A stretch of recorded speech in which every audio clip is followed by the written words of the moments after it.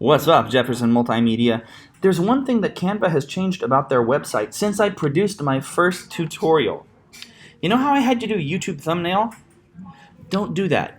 When you log in, at least 2021, you'll see lots of choices. What will you design? We want video as our background, right? Guess what we want to click? If you got a video here, click it.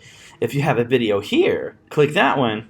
Yeah, and it takes you right to it. So I would just look for a background that's free, right? And drag it to your, ooh, this one looks like that might be good. Drag it here. And remember, you can delete all the text. Whoopsie. But then if I click on T for text and add a heading, I can drag it, I can drop it, make it as big as you like. Remember, we always want light against dark, right? Then don't be afraid to play with your fonts. I use Anton, sometimes too much. Find one you like. If you pull it side to side, it will center it up, yeah? Then I always go to effects and make it glow. I'm a sucker for that. But click off, and when you're done, look what we got. Yeah, that works. I might move the Jeff Media down just a little bit because I want it in the darkest part, right? Yeah, kind of like that.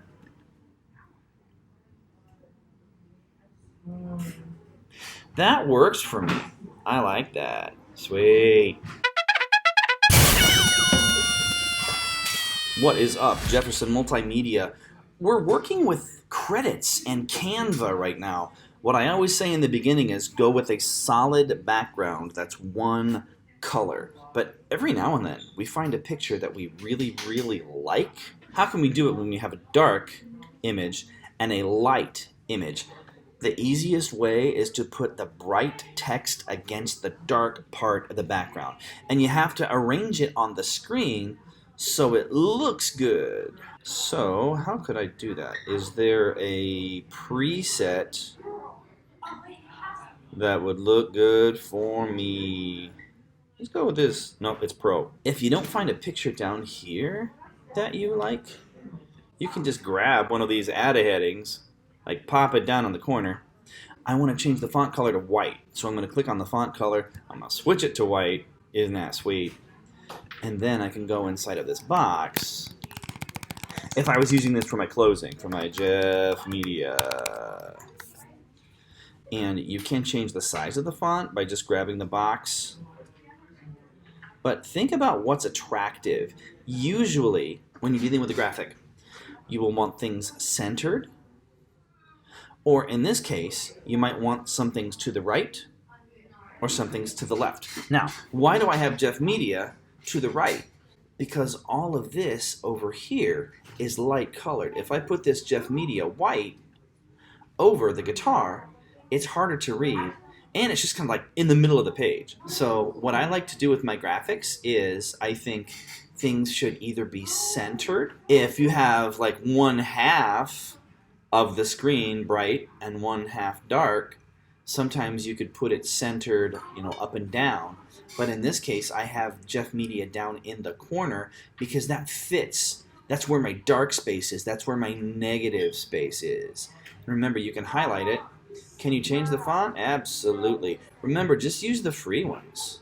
Scroll through, see which one you like. Remember, if it has a crown, forget about it. You don't want to have to pay for it, like that. So what if we make this one big? This is one of my favorite fonts just because it's so cool. That works. Can I make it glow? I'm into that glow. What is it with me? Psh, there we go. Can I make it bigger? Yeah. Then I can move it where I want it.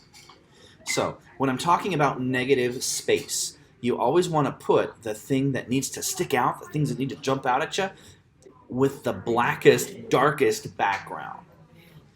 And think about, how does this look on the screen? Does it make sense that it's in the bottom right corner? Or could you find a graphic where it goes in the top right corner? Because a lot of us will put it like most of the way there, and I'll say, hey, why did you center it that way up and down? And a lot of people are like, I don't know.